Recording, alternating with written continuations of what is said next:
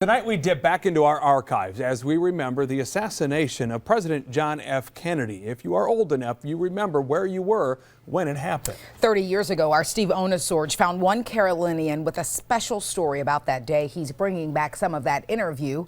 It's all new first at 4.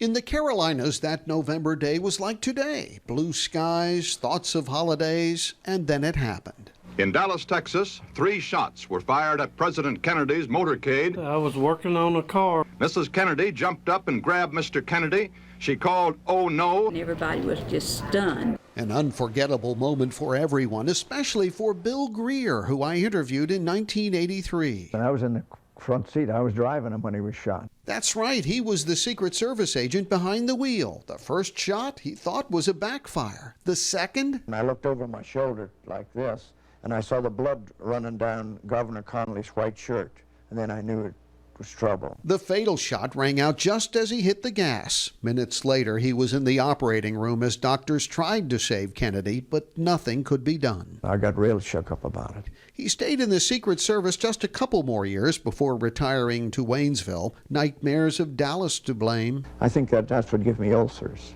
He died 2 years after this interview. We still have the old tapes, the old films of what happened in Dallas. But anyone around during a historical milestone like 9/11, the Challenger disaster, Martin Luther King Jr., or the Kennedy assassination, we don't need the films. We remember. 50 years later, the feelings are still fresh. I just felt horrible.